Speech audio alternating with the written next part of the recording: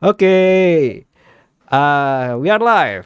Ya, halo apa kabar semuanya? Semoga kita semua selalu dianugerahi kesehatan, terutama dalam kondisi sekarang ini ya. Kesehatan tuh menjadi satu hal yang amat sangat berharga. Meski memang kesehatan tuh satu hal yang amat sangat berharga, tapi dalam kondisi sekarang ini benar-benar Makin sangat berharga. makin berharga lagi ya. Saya ucapkan selamat datang di Klinik Gratis Ijal Kampus. Anda dipandu oleh saya, Muhammad Rufik Tafif, selaku Technical Consultant di Ijal Kampus. Dalam 1 jam ke depan kita akan membahas pertanyaan apapun tentang Agile. Jadi harus ada hubungannya dengan Agile dari Rizky Syaiful, Principal Consultant di jalkampus.org, dan Rizky juga memiliki peran sebagai Culture and Engagement Lead di Altera. Di Agile Kampus, kami melatih banyak organisasi agar dapat mencapai gotong royong masa kini. Prinsip kerja Agile mendongkrak rasa kepemilikan profesional terhadap hasil kerja yang dibuat. Karena kami percaya, tim dengan rasa kepemilikan tinggi secara bertahap akan bersama-sama menghasilkan produk berkualitas tinggi. Pelajari lebih lanjut tentang Agile Kampus di www.agilekampus.org. Rekan-rekan silakan bertanya langsung. Kalau mau bertanya langsung silakan dengan unmute suaranya, atau bisa juga ketik di chat juga. Yang manapun yang lebih nyaman. Dan kita akan segera menampung pertanyaan teman-teman. Dan jika bisa kita bahas saat ini juga. Rizky, silakan langsung saja kita masuk ke pemaparan singkat ya. Jadi konsep kita ada pemaparan singkat dari Rizky selama 5-10 menit, kemudian kita ada pertanyaan-pertanyaan yang bisa kita perjelas dan kita bisa jawab. Seperti itu. Oke, silahkan Rizky. Thank you banget Pak Mufid, langsung ya. Ya, share screen dimulai. Oke. Jadi ini materinya basic banget, penting buat dasar kalau kita mau bahas tentang Agile Software Development. Jadi emang apa sih hal yang revolusioner banget gitu yang dibawa Agile Software Development? Nah, itu kita bahas dulu dari problemnya, masalahnya gitu. Ini yang terjadi di Amerika, di Eropa tahun 80-an ya, akhir, bahwa sebuah proyek pengembangan software awalnya direncanain di atas rata 1 tahun gitu. Nah, ternyata dengan karena satu dan lain hal jadi mundur jadi 3 tahun. Ini pun masih mending nih mundur 3 tahun gitu. Skopnya nambah, kendala teknis, macam-macam. Hingga akhirnya launch juga akhirnya, dan nggak lama setelah launch diketahui bahwa hey, nggak ada yang make penggunanya gitu, dan artinya ini terbuang semua nih, terbuang percuma nih semua yang dikeluarkan di 3 tahun ini gitu, atau mungkin juga sebelumnya. Nah, ini juga terkait sekarang zoom in ke level orang ya, nggak sedikit ya programmer yang ngerasain gadang berturut-turut gitu, ngoding yang mana selain emang bikin jadi sakit, tapi juga nambahin bug. Nah, bug inilah yang bikin bahkan setelah begadang ini selesai, tetap aja tuh dibangunin malam-malam karena muncul bug dan harus fix bugnya cepat. Jadi kondisi ini yang emang berat, dan pakar-pakar software development tahun 90-an berpikir yang salah itu bukan orangnya, ya, bukan programmer, bukan testernya, bukan analis, dan bahkan juga bukan si project manager gitu, bukan stakeholder, project sponsor. Yang salah adalah cara kerjanya. Cara kerjanya yang beda gitu, bahwa nggak cocok kita pakai cara kerja untuk membangun membangun gedung, jembatan, event, dipakai buat untuk membangun software gitu. Akhirnya mereka mencoba-coba cara sendiri, bikin yang versi ideal menurut mereka. Nah, ternyata itulah yang akhirnya melahirkan Agile Software Development gitu. Jadi biasanya kalau disebut Agile itu ya orang tuh merujuk ke cara kerja, yaitu ada Scrum, ada XP gitu. Dulu sebelum pas tahun 90-an awalnya ada DSDM yang lahir duluan sebelum Scrum gitu, dan habis itu ada Kanban nih yang baru muncul belakangan. Nah, inilah yang disebut Agile Software Development. Mereka pencipta cara kerja ini tahun 2001 itu ngumpul terus memilih nama Agile untuk memanggil diri mereka gitu. Nah, kalau dilihat dirangkum semua praktis-praktis yang ada di sini gitu, kita bakal menemukan 5 hal yang emang beda banget sama cara kerja dulu project management yang buat ngebangun software tahun 80-an di Amerika dulu gitu, sehingga masalah ini muncul. Nah, kita lihat satu-satu. Pertama itu adalah ini, minimum viable product. Ya, ini konsepnya meskipun mungkin baru dipopulerkan setelah Agile ini lahir, tapi secara hakikat udah ada kok di Agile Software Development. Ini apa? Ini intinya adalah bahwa buat rilis pertama kali ya dari sebuah ide besar produk, atau mungkin produknya udah ada, cuman pengen bikin fitur baru yang emang benar-benar big true gede gitu, belum ada sebelumnya. Fitur yang emang epic gitu ya biasanya. Nah, itu dirilis pertama kali dengan versi super kecil gitu. Super kecil cuman bukan asal kecil, tapi tetap bisa dipakai dan tetap bisa memvalidasi hipotesa yang paling penting gitu, hipotesa pertama dari sebuah ide besar produk ataupun ide besar fitur. Ya. Nah, ini artinya sih rilis cepat gitu di awal. Nah, setelah ini MVP dirilis, ya tetap rilisnya sedini mungkin dan sesering mungkin. Gitu ya. Dari 1 dan 2 ini sebenarnya teman-teman familiar lah gitu. Ketika bilang agile, oh berarti kan kayak cepat gitu, cepat rilis gitu. Cuman kalau ini doang ya bermasalah gitu. Yang penting itu adalah memang suara-suara dari pengguna ini gitu, komplainnya, pujiannya gitu, itu emang didengar. Dan bukan suara mereka ngomong, tapi juga suara yang muncul dari behavior mereka gitu. Seberapa sering mereka pakai fitur ini, fitur yang lain gitu. Itu harus dilihat di analitik. Dan ini penting, dan juga please note bahwa bukan berarti kita hanya dengerin apa maunya user ya. User minta ini kita turutin, minta apa kita turutin gitu. Kita juga bisa kok punya hipotesa di awal. Ya, yang si MVP ini sendiri juga kan berdasarkan dari hipotesa kita gitu, bahwa kan emang produk sama fiturnya juga belum ada. Pasti bukan dari user gitu, itu datang dari kita, itu bisa. Cuman habis kita berhipotesa, kita coba bikin versi kecilnya, kita lempar, nah kita lihat gitu pendapat user seperti apa.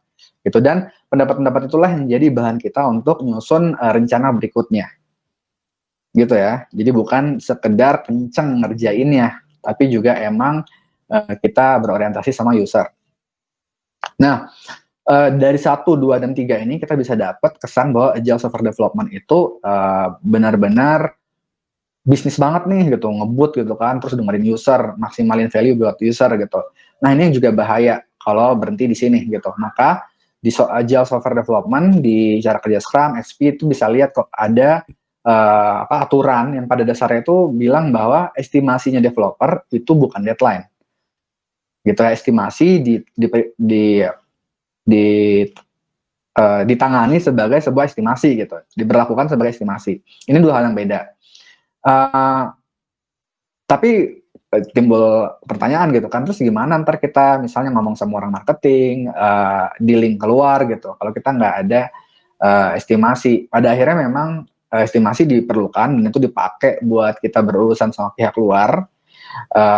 Kadang ada milestone yang emang kita kejar gitu, ada sebuah momentum di luar yang akan kita kejar, itu nggak bisa dimundurin, benar gitu kan.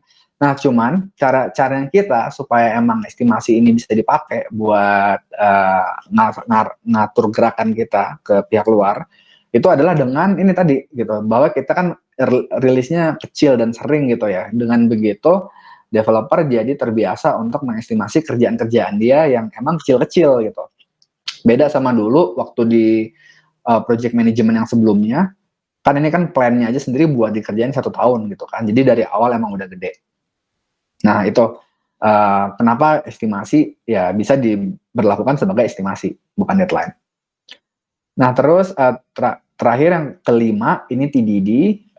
Ini secara spesifik dipopulerkan oleh si Extreme Programming gitu.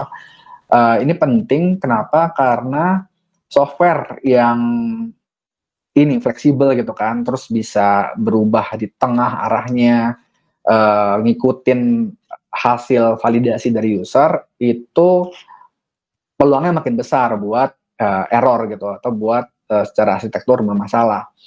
Nah, maka dari itu harus dilindungin sama TDD. TDD ini kalau teman-teman googling adalah praktis untuk membuat kode tes gitu, untuk mengevaluasi software yang kita buat gitu. Jadi entah dalemannya, jeroannya, ataupun behaviornya, sesuatu fitur yang dipakai user itu dites oleh kode lain ya. Jadi tester kalau udah pakai TDD itu biasanya jadi sebutannya quality engineer gitu. Dia juga nulis script testingnya yang sebelumnya hanya ditaruh di Google Sheet buat skenario test, ini ditaruh di kode yang bisa dijalanin. Dan ya ditulis duluan itu, baru ntar kodenya dibuat gitu. Nah ntar pas fiturnya berubah, kode tesnya juga berubah gitu. Pas fiturnya ada bug gitu, ya berarti kan belum ditangani tuh skenarionya di kode tes, ya makanya muncul bug gitu kan ya.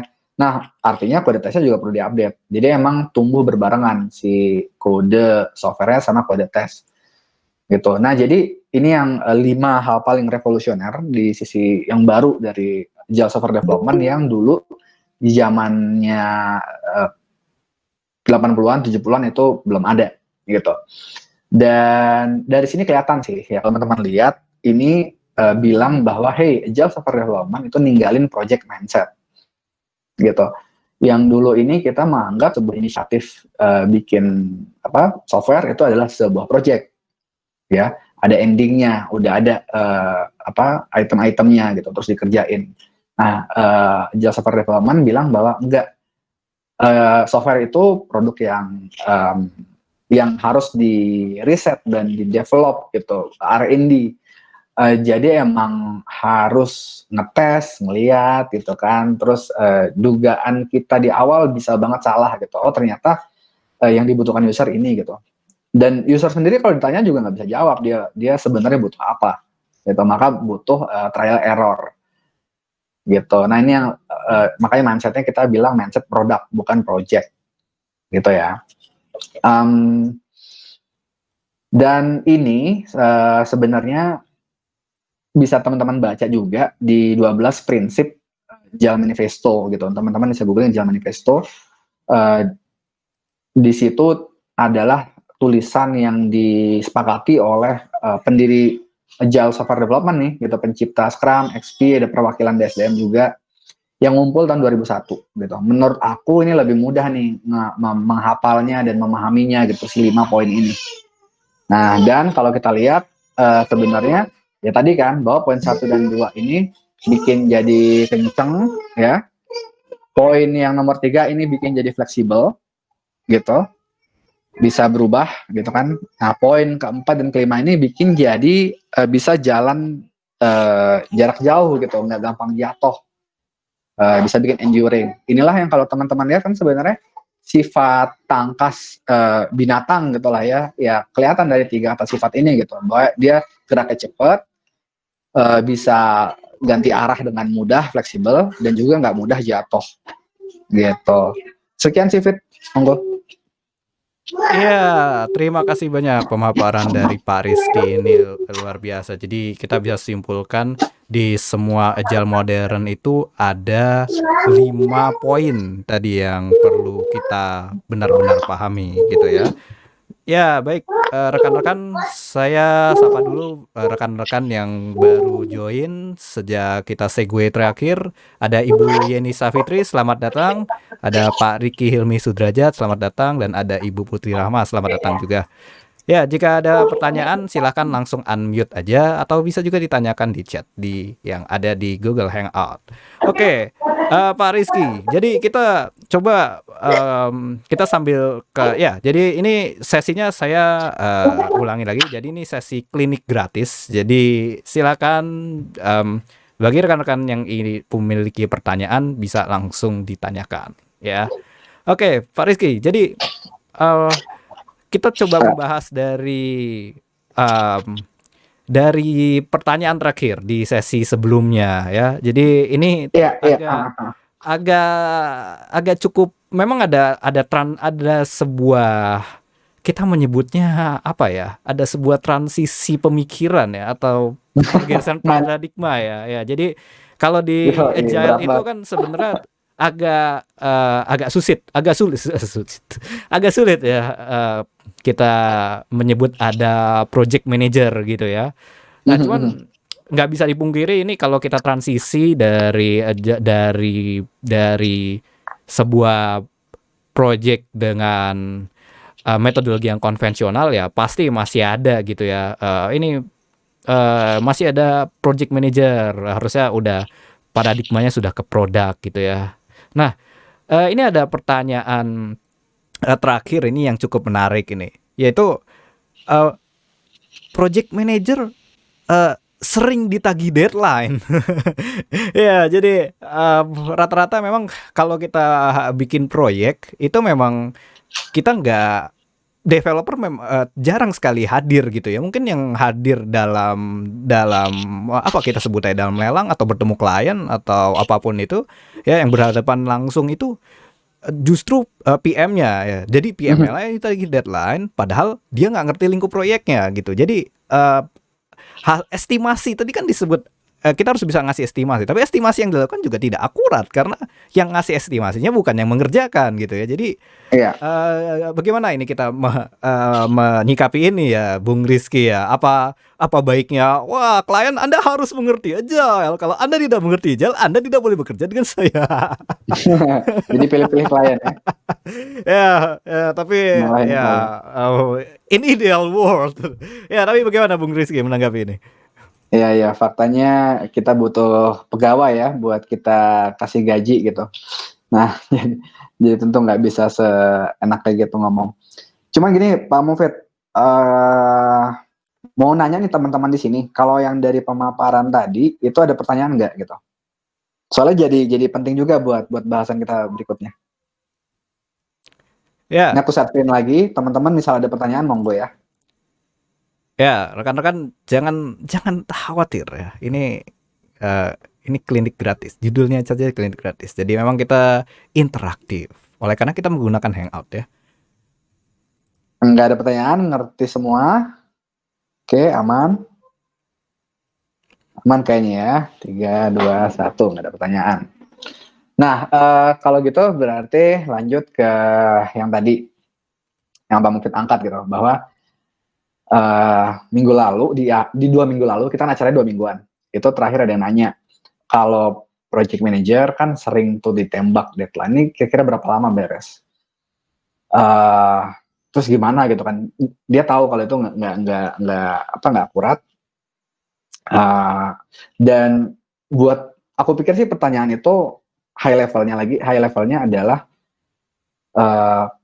kalau saya jadi seorang project manager di software house misalnya, dan belum pakai agile sih sebenarnya gitu, belum bilang pakai agile.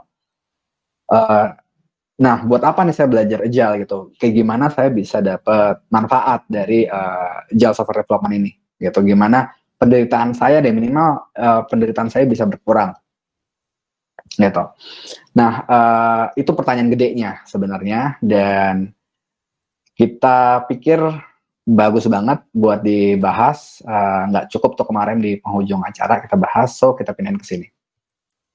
Nah, langsung nih, ini aku share screen kan ya, kelihatan ya? Yep.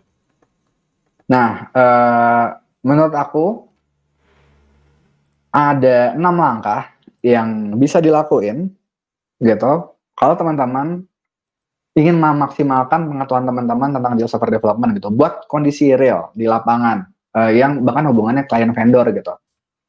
Mungkin kalau emang produknya internal gitu kan, kita internal nentuin sendiri apa yang mau dibikin, budgetnya gitu-gitu ya mungkin lebih mudah. Tapi gimana kalau klien dan vendor? Oke, pertama itu adalah kalau kita jadi project manager, satu, pahami agile software development. Gimana kita bisa memaksimalkan agile software development gitu buat kerjaan kita kalau kita sendiri belum paham. Nah, ini ya satu, tadi kan aku udah bahas tuh di awal sebelum acara. Setelah kita buka acaranya gitu, yang pakai slide tadi. Nah, teman-teman juga bisa ngedalemin si frameworknya itu sendiri gitu. Ada Scrum, ada Kanban, ada XP gitu. Di SDM tadi ada emang ikut juga soalnya di Agile Manifesto, cuman udah nggak populer sekarang gitu. Teman-teman bisa mempelajari itu, cari video YouTube gitu yang bagus, yang valid untuk menjelaskan Scrum atau Kanban, banyak kok gitu. Nah, Terlebih kalau teman-teman itu bisa nerapin sendiri, itu bakal lebih baik gitu ya. Jadi bisa satu itu belajar, ya ini berarti teori gitu kan, atau nerapkan. Kalau teman-teman kebetulan nih di internal di kantor ada yang pengen di develop, nah bisa nih mulai nyobain. Ini bakal mantap banget nih pemahamannya kalau nyobain langsung gitu. Cuman ya kalau emang nggak memungkinkan ya belajar dulu aja gitu. Nah poin kedua, pas teman-teman udah paham, ya coba baca pemahaman calon klien, seberapa paham dia sama agile software development gitu. Kenapa? Karena ini bakal ngaruh ke strategi teman-teman buat nanti komunikasi gitu ya. Nah ini kita bisa bagi lagi mungkin secara umum si pengetahuan klien itu jadi 3. Pertama, dia itu nggak tahu sama sekali, nggak tahu samsek ya. Nah terus ada juga yang tahu, itu udah tahu tentang agile. Nah ada juga dia salah paham. Nah kurang lebih beginilah ya pembagiannya. Tentu ada yang di tengah-tengah, cuman kita bisa klaster tiga klaster ini. Dan buat saran saya, buat yang nggak tahu ya sama sekali dan juga yang salah paham, teman-teman nggak usah jualan agile gitu. Nggak usah panjang lebar ceritain, oh agile begini, agile begitu gitu. Uh, Kenapa? Karena bisa jadi mereka, ya ini case-nya beda kan ya. Kalau yang belum tahu, bisa jadi mereka emang nggak peduli gitu. Uh, Kemungkinan sih udah dengar sebenarnya, cuman mereka nggak cari tahu aja gitu. Artinya mereka nggak peduli. Kalau nggak peduli, ya kalau kita duluan nguapin, mereka juga bisa jadi penangkapannya nggak optimal. Nah kalau salah paham, ya bisa jadi udah punya pandangan negatif gitu. Agak berat buat kita nge-counter itu sebenarnya. Jadi jangan jualan agile kedua orang ini. Mungkin pemahaman Nah yang kalau sangat fatal itu adalah ketika ada orang yang menganggap wah agile itu adalah waterfall yang dibagi 2 minggu, Bung Rizky ya. Itu rasanya cukup cukup lazim terjadi ya di industri ya. banyak banget dikiranya tuh buat pembagian apa ya, urusan dapurnya gitu loh. Jadi teknik dapur baru nih namanya agile, terus dibagi jadi 2 minggu gitu. Kalau yang Oke. sebelumnya waterfall kan udah ada tahapan-tahapan gitu ya. Oke, Gitu. Nah, silakan lanjut Bung Rizky. kenapa? Ya, silakan Oh lanjut dilanjut. ya. Dan teman-teman kalau ada yang pertanyaan di tengah langsung tanya aja ya. Nanti tulis di chat, ntar Pak Mufid yang ngasih tahu gitu. Atau langsung ngomong juga boleh. Ya, langsung tanya saja ya. Jangan khawatir. Ya ini yang beda kan sama kita di nonton video YouTube gitu. Kalau di sini bisa langsung nanya. Nah, iya balik lagi ya, jangan jualan agile. Mereka nggak peduli atau mereka udah punya pemahaman yang salah gitu. Nah, terus gimana nih? Gitu kalau emang nggak jualan, kalau nggak tahu agile, gimana kita bisa jalan agile gitu? Ternyata bisa, gitu ya. Nah, lakukan poin nomor 3, gitu. Di sini aku bilang tadi MVP. Nah, dari 6 langkah ini, menurut aku yang paling terberat. Gitu. Apa sih yang harus dilakuin? Yang harus dilakuin itu adalah teman-teman harus berani nolak rezeki. Waduh, nolak rezeki. Maksudnya gimana tuh? Maksudnya kalau teman-teman nih di depan calon klien gitu, pas teman-teman baca, wah kayak ini proyek gede ini gitu kan, di total misalnya angkanya sampai MM-an misalnya. Nah, teman-teman harus berani nolak rezeki gitu, harus berani ngecilin skupnya. Gitu, yang tadinya teman-teman bisa dapat deal 2 miliar, itu kan duit gede gitu kan, langsung bisa aman lah gitu buat gaji pegawai berapa bulan ke depan. Nah, ini harus justru dikecilin. Itu satu ya, kecilin proyek sebisanya. Nah, apakah asal kecil aja? Enggak juga gitu. Bikin si calon klien itu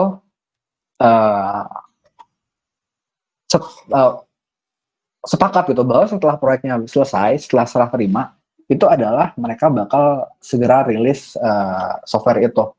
ke user early adopter. Ya, ini nggak mesti user ke semuanya gitu. Justru itu juga salah, jangan disarankan buat rilis gede-gedean, tapi rilis ke early adopter. Pihak-pihak yang emang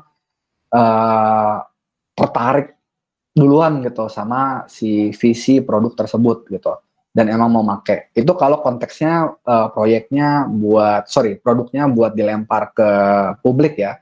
Kalau misalnya buat internal, misalnya buat sistem di perkantoran gitu, nah usahakan dimungkinkan untuk bisa dipakai sama beberapa orang dulu aja, nggak semuanya gitu, buat trial. Tapi bukan sekedar make, ngetes ya 1-2 kali gitu dicoba, enggak. Tapi emang dipakai sehari-hari.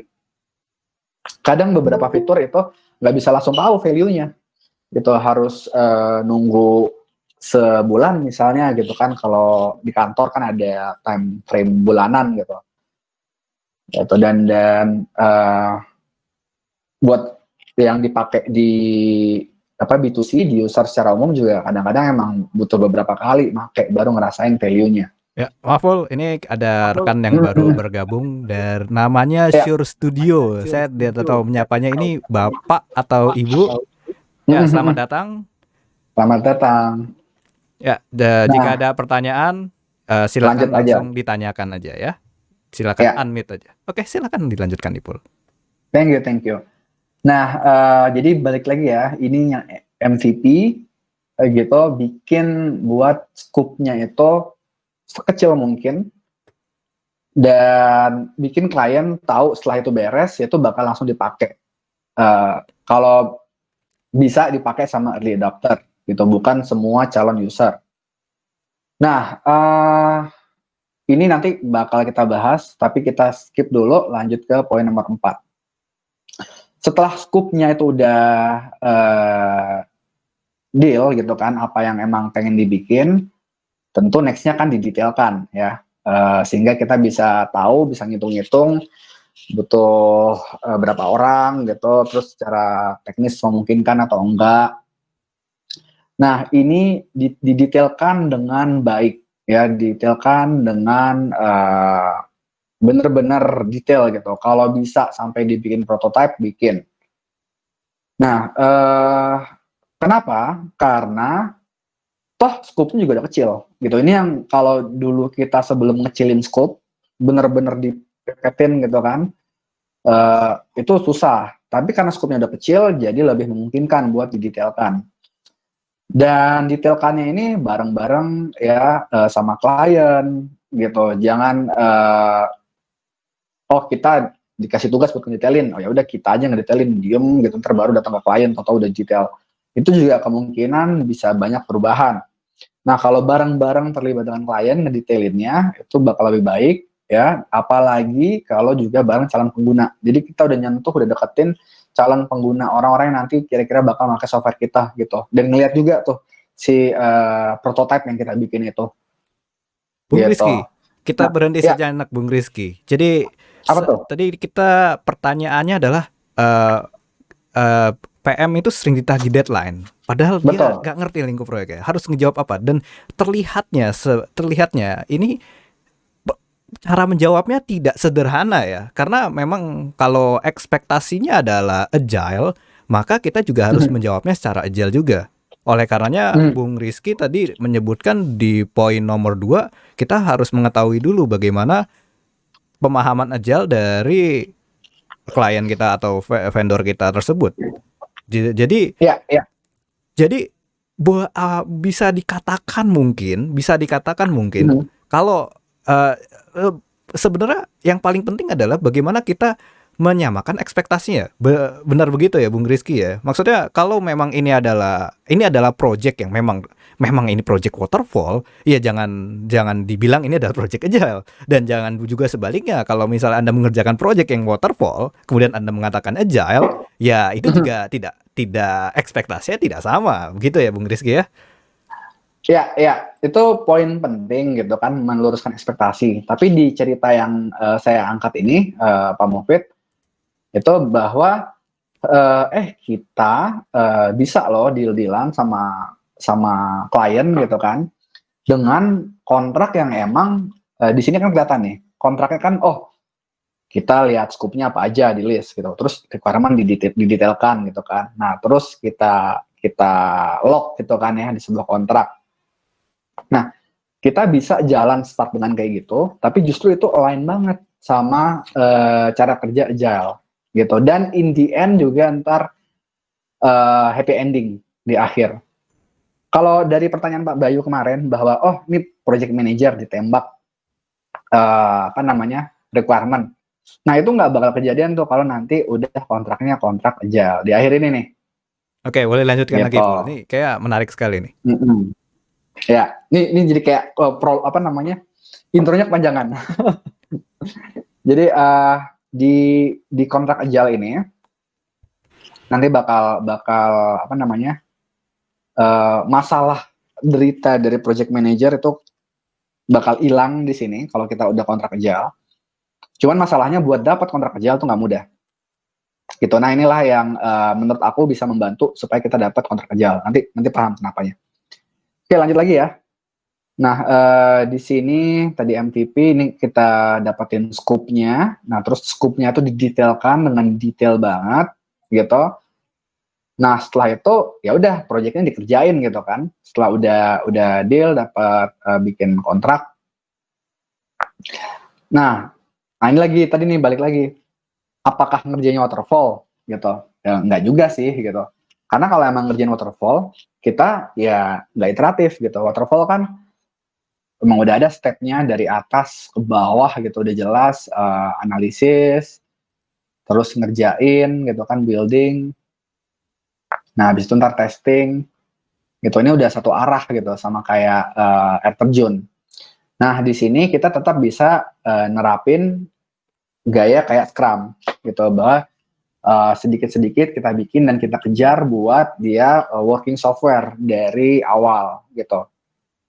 Mungkin satu sprint, dua sprint nggak bisa yang working software karena emang harus set up infranya misalnya. Cuman di sprint 3 bisa kok dikejar buat ada fitur yang jadi gitu. Meskipun software itu tentu belum bisa dipakai gitu kan, MVP-nya si project itu aja belum selesai gitu. Artinya belum siap dipakai user sebenarnya. Tapi tetap bisa dikerjakan dengan iteratif. Nah, di sini kita udah mulai mencuri hati si klien gitu. Kalau kita bisa lakukan nomor 5 dengan baik, ini mungkin aku kasih gambaran dulu ya, apa yang terjadi ini misalnya di sprint review gitu. Di sprint review itu teman-teman nanti bakal secara apa teman-teman bakal set jadwal entah itu 2 minggu atau 1 bulan sekali atau tiga minggu atau 1 minggu bebas gitu bahwa ntar bakal ngumpul semua dev team ini semua orang yang ngerjain si produk itu software itu dikumpulin gitu dan bakal inspect apa hasil kerja mereka gitu apa yang udah mereka deliver itu bakal dilihat bareng-bareng dibahas bareng-bareng gitu dan mereka ntar ngedemoin juga hasil kerja mereka di sana dan kalau emang klien bisa datang bagus gitu. Kalau emang nggak bisa ya kita kasih update aja videonya misalnya dari acara sprint review ini gitu. Dan pastinya juga si software yang dibuat meskipun baru sepotong-sepotong itu juga dikasih update ke klien. Nah, yang penting di sprint review itu juga ada momen di mana kalau dev team-nya ini eh, apa nggak sesuai estimasinya dia di sprint. Oh, kita ngestimasi di sprint ini bisa ngerjain 3 item misalnya kerjaan. Nah, ternyata yang beres baru 2 gitu kan. Berarti estimasinya yang kemarin nggak pas gitu. Nah, mereka tuh cerita di forum sprint review ini kendalanya apa gitu. Dibuka dibikin transparan. Nah, itu yang bisa mencuri hati calon klien bukan calon lagi ya bisa mencuri hati klien gitu bahwa emang si vendor kita itu transparan gitu kan apa adanya buka-bukaan kalau ada kendala dibilang kalau ternyata juga selesainya lebih cepat ternyata diestimasi 3 tapi di tengah-tengah udah beres tuh gitu tiga-tiganya, terus kita ngambil lagi kerjaan jadinya 4 gitu. Itu juga diumumkan di sprint review itu gitu. Dan ini selain mengambil hati satu buat apa namanya transparansi, dia juga mengambil hati klien bahwa kita itu fokus sama tadi apa working software. Jadi bukan kalau dulu kan waterfall yang klasik ya ini dokumen analisis udah jadi, udah kita analisis udah tebel gitu kan. Beres berarti 20% dari project terus dapat dana gitu. Nah, di sini kita nunjukin kita pedulinya sama working software, sama software yang emang jadi, yang emang siap pakai gitu. Itu pun nunjukin profesionalitas kita. Dari sini sebenarnya si klien tuh udah tahu, vendor ini gitu kan saya bayar sekian gitu buat proyek ini. Itu kapasitas kerjanya tiap bulan berapa sih gitu. Nah, itu juga udah kelihatan di apa kalau kita ngejalanin yang nomor 5 ini gitu. Dan meskipun ini belum jalan agile beneran, belum full seperti yang diminta Scrum misalnya gitu kan yang ada aturan sprint review, cuman sedikit dari benefitnya itu udah dirasain kok sama si klien, sama si stakeholder gitu kalau istilahnya di Scrum. Oke, bis ini kan dilakukan ya tadi berulang-ulang gitu kan, tiap 2 minggu, gitu, tiap sebulan.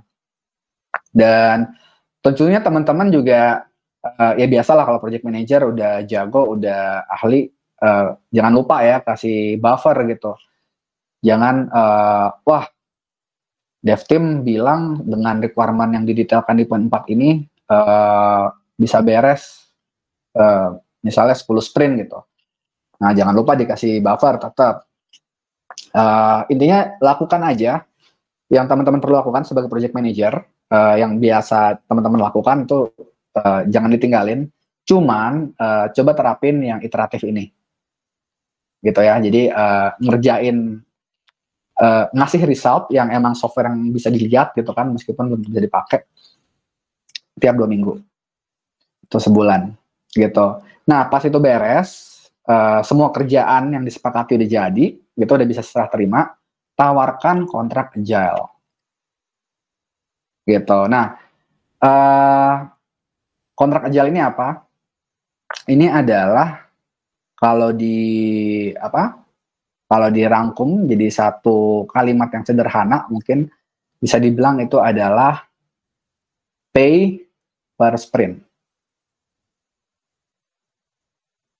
Gitu. Jadi kita kalau yang diingat di sini kan yang di deal di sini kita ngedealin scope ya. Oh, apa yang harus dikerjain gitu. Terus requirement-nya juga habis itu didetailin dan ya habis itu nanti ada estimasi waktu misalnya. Oh, dengan kita udah lihat apa yang harus dikerjain, tim kita bilang sekian bulan gitu, terus ditambah buffer. Nah, itu yang kita sepakati gitu dengan calon klien. Nah, terus dibayar gitu kan sebesar jumlah proyek itu. Nah, kalau di sini kita emang dibayar per waktu. Gitu. Ini berarti sama kayak ya mungkin dalam tanda kutip outsource gitu ya, outsource programmer gitu. Kita dibayar berdasarkan waktunya itu udah jelas, misalnya sprint 2 minggu gitu kan. Dan setiap sprint 2 minggu ini udah jelas juga development team kapasitas waktunya berapa sih gitu. Nah, disinilah teman-teman derita teman-teman sebagai project manager gitu kan yang wah scope-nya nambah di tengah gitu, terus mau nolak bingung gitu kan, emang bener emang harus ditambah nih, emang harus request gitu, emang dibutuhin gitu. Cuman developernya lagi nggak ada nih gitu. Kepusingan itu bisa hilang gitu dengan kontrak agile ini. Nah, ini yang teman-teman paham sih nanti kalau emang udah belajar si agile software development ini gitu. Khususnya yang lebih detail tentang frameworknya. Ada banyak aturan-aturan yang bikin teman-teman jadi stresnya berkurang. Nah, yang tadi dibilang Pak Bayu itu juga di sini bahwa si klien nantinya kalau di kontrak agile ini ya nanya estimasi gitu, itu langsung ke development team. gitu. Jadi komunikasi klien dengan development team itu juga lebih intens. Gitu. Nah, Ketika terjadi case seperti itu, kira-kira seperti bagaimana ya Mas Rizky ya? oke, ini berarti bahkan udah nerapin sprint ya tadinya ya. Iya betul. Gitu. Terus kok kesepakatannya sama si klien gimana? Apakah emang udah ada requirement di sana? Betul. Requirement-nya harus ini gitu, atau udah kontrak aja, udah bener-bener ya bayar kayak outsource gitu. Kalau rata-rata kan kalau di tempat saya pribadi itu biasanya di tempat di perusahaan kami itu untuk kontraknya sendiri yaitu memang kontrak untuk satu project meliputi scope misalnya ABCD fitur-fiturnya ya. Dan memang biasanya kalau di kontrak itu tidak sedetail pada saat kita sprint requirement ya seperti itu. Kalau di tempat saya tuh biasanya memang ada general requirement kayak requirement analis ya. Itu memang biasanya nggak begitu detail sampai ke experience kayak gitu, behavior usernya seperti apa gitu. Nah itu nggak nyampe sedetail itu gitu. Nah biasanya kita mendetailkan lagi itu adalah di sprint requirement, yang mana kita udah melakukan sprint planning terlebih dahulu ya. Kita bikin WBS kayak gitu. Nah dari WBS itu kita bikin sprint planning. Oh ini kita kira-kira butuh berapa sprint, dan dalam satu sprint ini kita mencakup fitur ABCD misalnya ada 5 sprint misal. Nah, di sprint 1 ada ABCD, sprint 2 dan seterusnya seperti itu ya. Nah, biasanya di tahap itu tuh itu memang tidak begitu detail ke kayak behavior, user experience seperti itu ya. Nah, sehingga yaitu tadi ketika memang ada yang dirasa fitur tersebut, ini mah masuknya ke user experience, ini mah masuknya ke behavior, tapi padahal itu adalah tambahan feature gitu, out of scope gitu. Nah, itulah yang yang menjadi kekhawatiran kita ketika dev team dia berinteraksi dengan klien, tapi dia kurang tahu ini tuh sebenarnya out of scope kayak gitu. Nah itu sih kira-kira untuk ketika kita menerapkan agile kontrak tadi, supaya bisa mengakomodir case tersebut itu seperti apa ya, Mas Rizky? Thank you penjelasannya. Nah, aku coba present bentar. Ya. Nah, sebelumnya aku confirm lagi bahwa yang case tadi Pak Ade itu belum agile kontrak yang ideal. Gitu. Agile kontrak yang ideal, contoh misalnya ngambil rules dari Scrum deh misalnya gitu. Nah, kalau kita ambil rules dari Scrum itu kalau di sebuah sprint ini sprint gitu ya, anggaplah misalnya 2 minggu, jadi ntar ada 10 hari. Ini 10 hari nih gitu. Nah, itu kerjaan emang bisa berubah Pak Ade di tengah. Masih bisa kok di di update, entah nambah, entah ngurang atau perubahan yang tadi belum detail itu masih boleh gitu. Cuman nggak boleh keluar dari sprint goal. Jadi ada satu kesepakatan di sprint, di awal itu sprint planning, kita nyepakatin sprint goal yang itu contohnya apa? Contoh misal pas kita ngerjain fitur-fiturnya banyak tentang pembayaran nih gitu, anggap e-commerce pembayaran. Kita kerjain fitur pembayaran pakai COD gitu, terus pakai debit atau apa gitu. Nah, kita cari apa sih benang merah dari semua fitur-fitur yang kita kerjain gitu. Mayoritas semua fitur-fitur yang kita kerjain. Dengan case tadi, pembayaran COD, terus pembayaran pakai debit gitu, atau pembayaran pakai kartu kredit. Nah, benang merahnya apa? Benang merah di pembayaran. Maka sprint goal-nya bisa dibilang itu memperbanyak opsi pembayaran.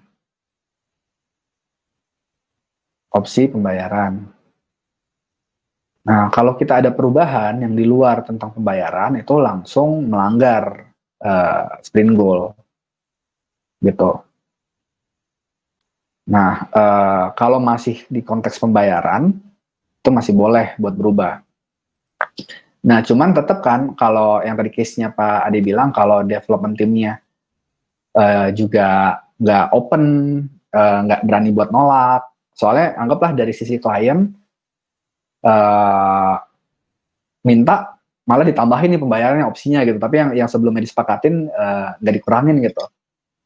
Ya itu harus berani nolak langsung dev team-nya gitu. Itu yang nanti jadi tugas kita gitu sebagai Scrum Master atau Agile Coach ya. Kalau emang ini udah kita nerapin kontrak Agile nih, terus kita emang udah full mengadopsi Scrum yang bener gitu. Nah, tugas kita sebagai project manager berubah gitu. Kita justru bikin mereka buat berani untuk ngomong, berani untuk apa adanya ke si product owner. Nah, itu pun juga sebenarnya seluruh rangkaian sih Pak Ade. Maksudnya di awal sprint kan ada sprint planning. Nah, pas di sprint planning ini emang juga ketemu langsung ya dari pihak klien gitu kan yang jadi penentu arah si inisiatif ini. Kalau di Scrum bisa dinamakan product owner, itu langsung datang dan ketemu langsung sama dev team-nya, terus ngebahas apa sih yang harus dikerjain next sprint dan kenapa itu yang paling penting, yang mendesak gitu. Dia ngasih brainwash-nya, ngasih datanya, reasonnya kenapa ini harus dikerjain. Nah, terus dev team membahas detailnya juga, sepakatin, ngedilin. Oke, Bung Rizky. Jadi ini kita bisa simpulkan atau kita bisa sebut juga sebenarnya masalah untuk Mas Ade ini yang perihal kalau dev itu tidak dev itu malah kalau langsung berhadapan dengan klien dia malah justru ngerjain hal yang out of scope. Justru yang harus kita sepakati itu justru sprint goal-nya ya, begitu Bung Rizky ya.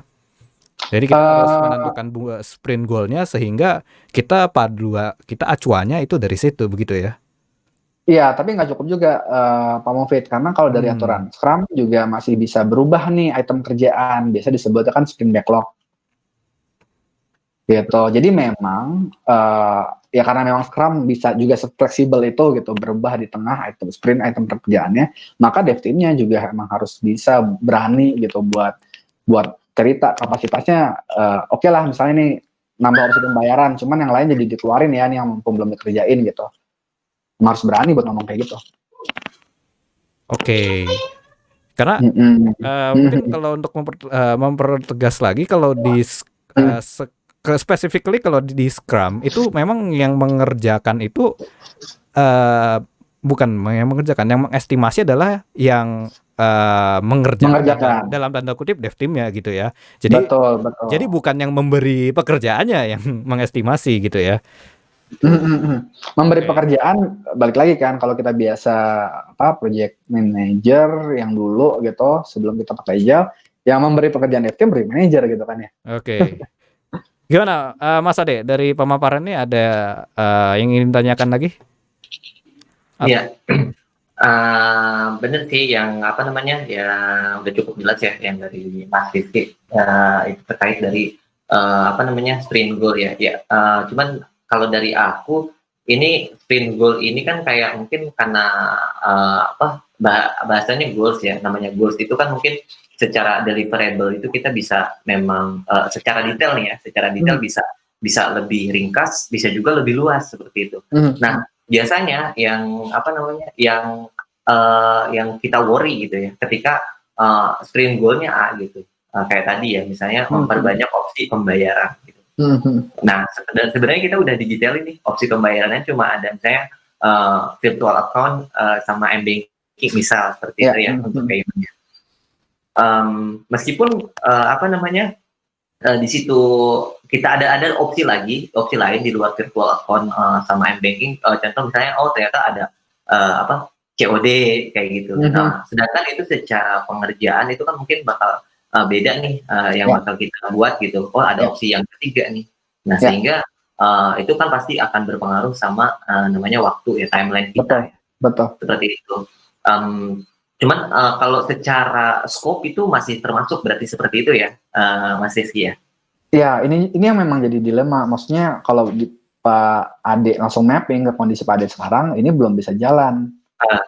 Karena kan si proyek sendiri juga udah tadi kan Pak Ade bilang kan secara kontrak udah dibilang di awal A, B, C, D, E gitu.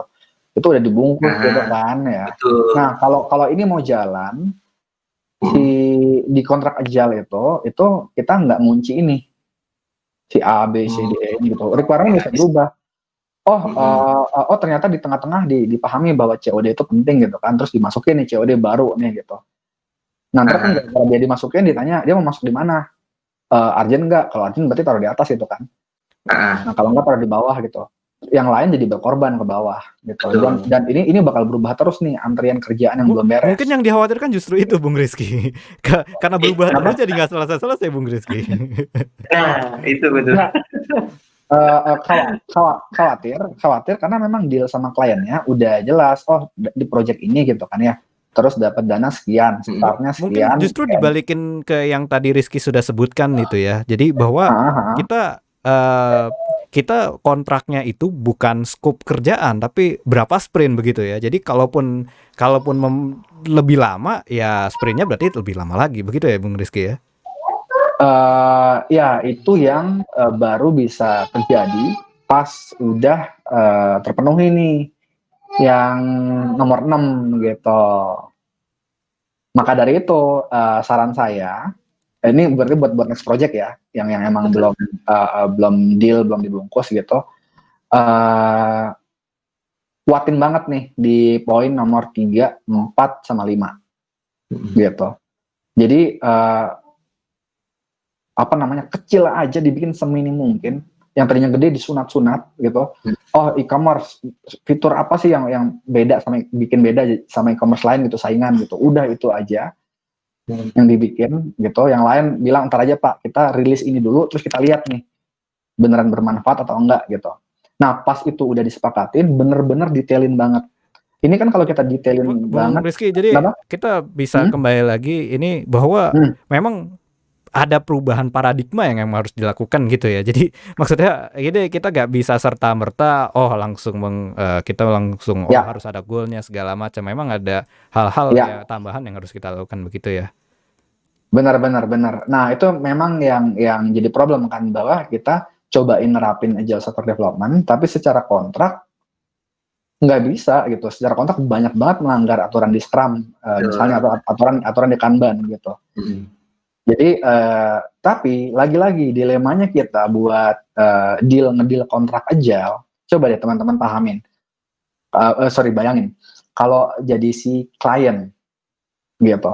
Klien tuh ragu buat kontrak agile ke kita karena nggak dibungkus scope-nya gitu, nggak dibungkus deal kerjaan yang bakal di-deliver.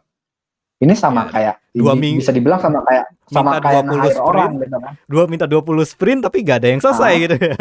Sebenarnya khawatirnya di sana ya. Betul gitu. Nah, artinya kan dia butuh tahu, dia butuh trust. Oh, vendor ini etos kerjanya bagus nggak gitu, kapasitasnya berapa sih gitu. Nah, itulah yang memang ini berarti saya buka ya, intinya yang 6 ini itu dikasih icip gitu di poin 3, 4 sama 5. Di sisi lain kita nyicipin performa kita buat dibayar per waktu gitu ya. Di sisi lain kita juga membantu klien buat bikin mereka inisiatifnya tuh kemungkinan suksesnya tinggi. Dengan apa? Dengan MVP ini gitu. Oh deh, Bapak punya bayangan gede, grandnya emang visioner, mantap, itu bagus gitu. Tapi startnya kecil banget. Gitu. Itu udah bantu mereka supaya bikin user dapat duluan gitu kan. Kan kalau user dapat duluan, kalau berbayar berarti duit masuk gitu ya.